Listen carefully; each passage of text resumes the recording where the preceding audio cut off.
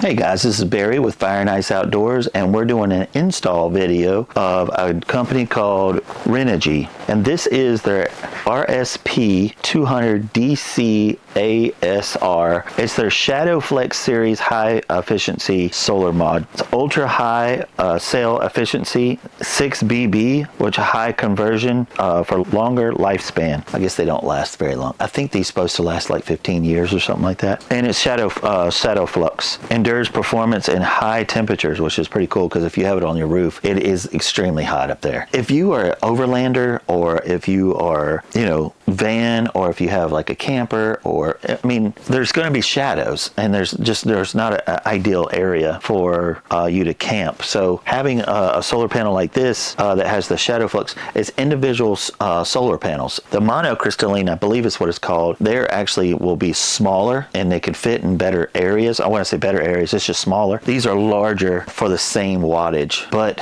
if you shadow out one of them, it just kills. If you just put your hand right over top of I think it's monocrystalline, they're just dead. These here, you can actually you can cover your hand over, or have a shadow like a tree or something like that, and it's still, because it's individual charging stations, it's individual solar panels, which is kind of cool. But it is bigger. So one thing I really want you to get out of this, because I've looked everywhere, is how to install these on your rooftop tent. And a company called Boji RV sent me some of these little clamps, and they are insane. All you do is the little screw on the top, you loosen it, and the actual clamp actually opens up, and as you're tightening it down, it actually tightens the screw up, which is insane. And I want you to stick around, because there is one trick that I cannot find on the internet at all. I'm sure it's out there. They put out 500 YouTube videos a minute, but how to mount the two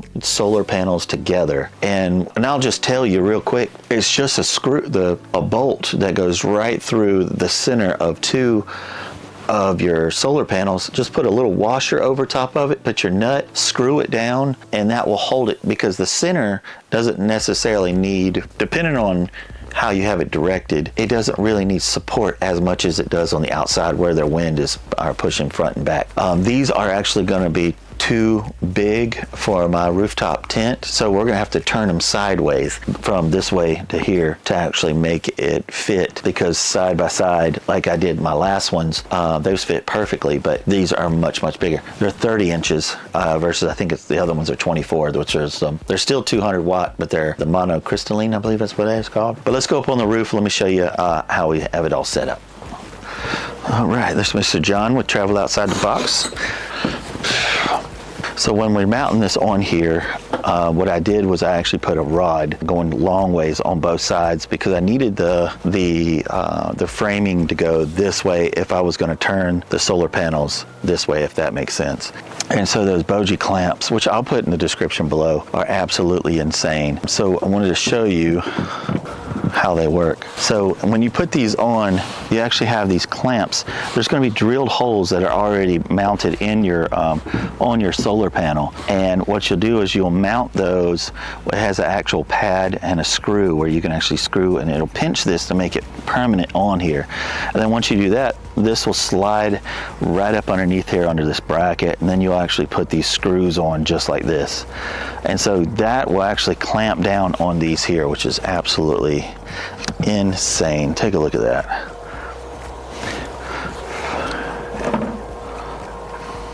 So again, I actually did the brackets. I went to Ace Hardware and just got those and some screws and hardware. But I want to show you how to mount the two together. So come on down here with me.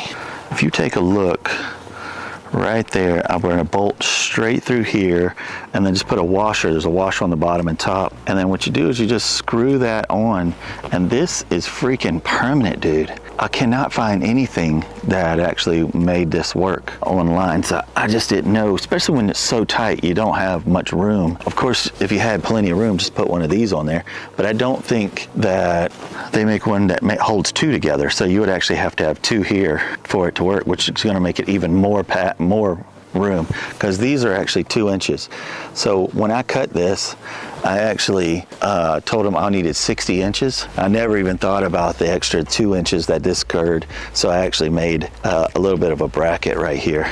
So let's go ahead and look at how to mount this together, and I'll show you how to do that. So when you mount this together, there's two different ways you can do it. And I actually have the brackets, and I'll show you real quick. So what you can do is you can actually tie your positive to your negative of these two here, and then run your positive and negative to your extension, and you can run it all the way down. This is not going to be long enough to reach anything. You're going to have to buy an extension. The longer your cords are, the less power you're going to get as well. But let me show you the other way. You can get these pretty cheap as well. These are just little brackets that are positive, positive, negative to negative, and you just mount them together. It's just like a little Y. Hopefully you can see that. That makes it really simple. So let's go check on the efficiency of these. Now look at this. That's the sun right there. It is cloudy today, so this absolutely gonna be a, I don't have the best situation for solar, but let's take a look at it because these are shade flux, so let's put it to the test. All right, so we're using the FaO&x 1000, C1000, and I got, and this is stuff you're just going to have to buy extra. None of this comes with the solar panels, but basically what it is two solar mounts to a T60, which is the only way to charge this. So the downside of that is now that I have all those connections up there and this length here on top of here, and then mounting this to, you're going to lose that power. You know what I mean? Because all these connections, you're just going to lose power. It is what it is. The less amount of connections and the closer you get to the solar, you're just going to have more power. All right, so absolutely no freaking sun. And take a look. I know you can't see that, but there's a bright ball right there, and that's what the sun is. There's nothing really flexing, shading it other than that. All right, let's take a look here. Let's see if this even works. So I'm going to turn this on. All right, it's 62, and we're just going to plug it in. How cool would that be if it would get some power to it? Boom. I'm hearing noises. Can you see that? I can bring you down. That's insane. In complete shade. I'm getting 70. It says 76, 77, 75. It'll take about 5 hours for it to charge. But look at this, guys. I mean, there's nothing blue about this. It's all gray. That's crazy. So that shade flux is freaking awesome. That's super cool.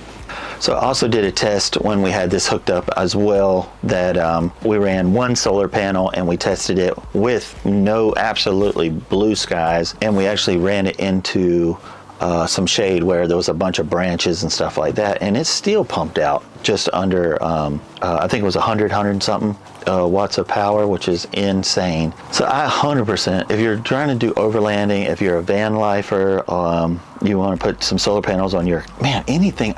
Like I said, the other ones, they will charge your systems faster and they're smaller, and I see where that can make sense.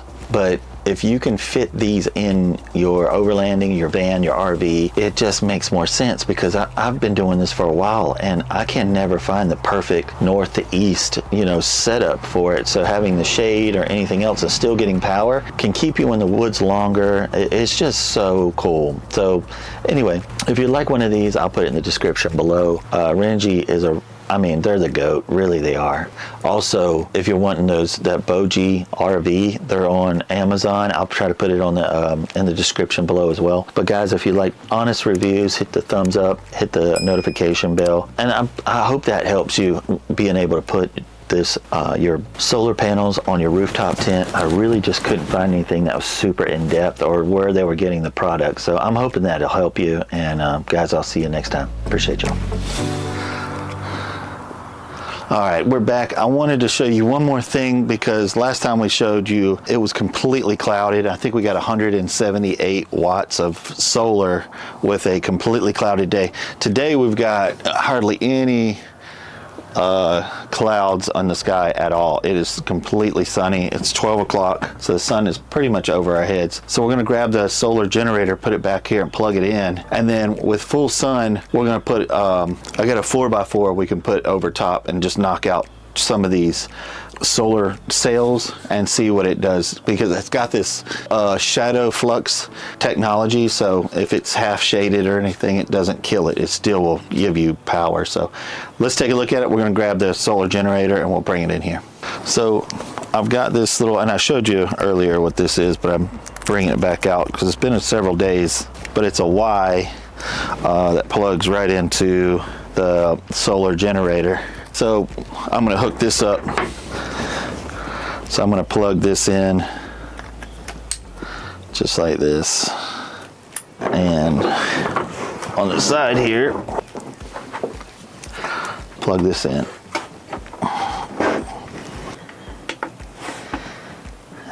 So right now we're fully charged. So what I'm going to do is drain this real quick by hooking up the shed.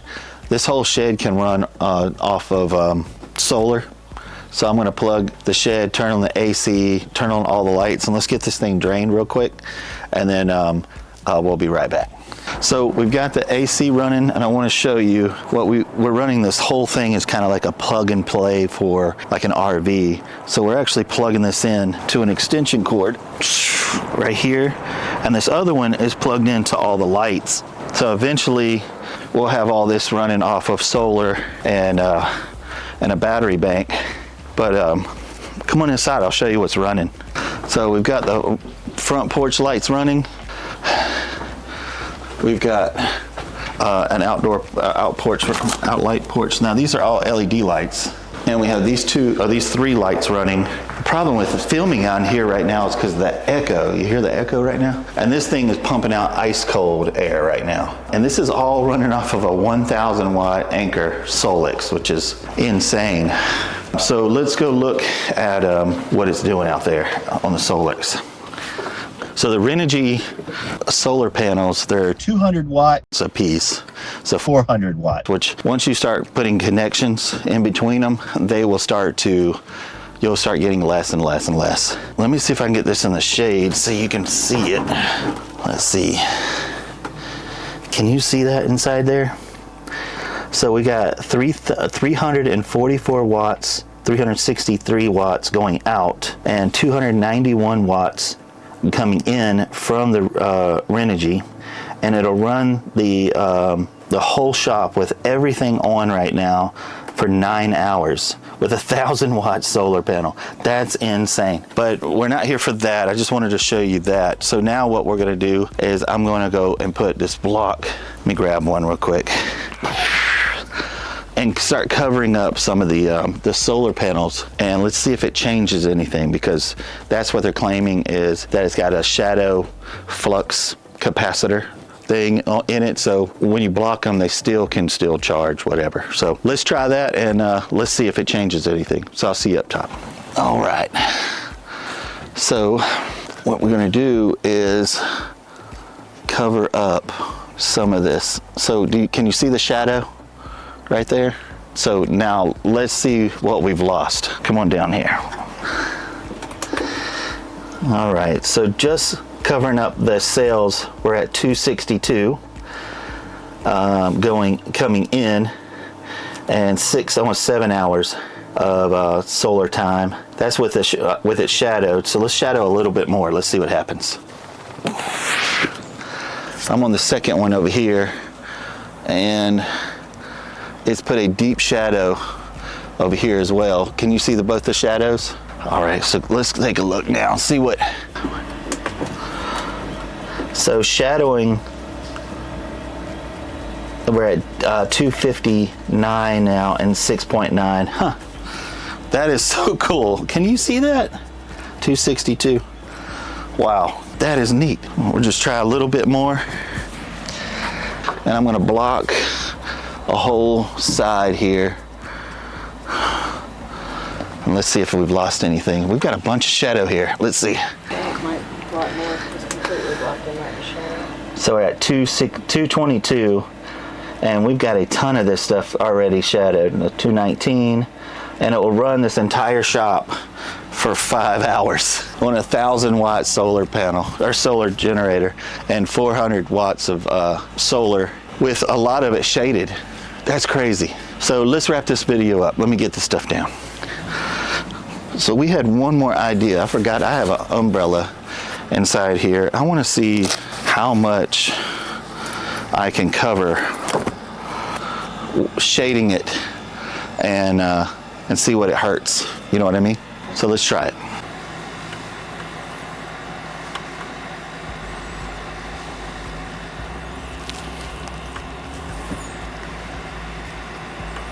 All right, let's take a look and see what the damage is. So with that much covered, we're at 124 watts. Take it away. Boom. We're at almost 300 watts coming in. 288.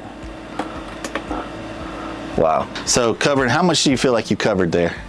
Probably less than half, maybe a third. A third? Maybe a third. Huh. So a third, we got 128 watt of solar coming in, even with it shadowed. That's crazy. So this was really wanted to show you how to set up a, can I help you? How to set up solar panels on your rooftop tent. I cannot find anyone that's doing that. So I'll put the links in the description for those little connections, a little bit of fabricating, and the Renogy just did outstanding performance. In complete shade clouds, we were still getting like 178. With 3 4x4s shading a lot of it, we were getting 200s, and then covering it up with a umbrella was getting 125. And 1,000-watt solar, a 1,000-watt generator is running that in complete thing, AC, lights, everything. That's insane. So if you'd like one of these Renogy solar panels, they're the goats. If you're gonna look for one, get one of those. I don't know why anybody would get anything different, but I'll put it in the description. Thanks for watching. Hit your thumbs up, hit the like button. I appreciate y'all, and I'll talk to you later. Thanks, guys.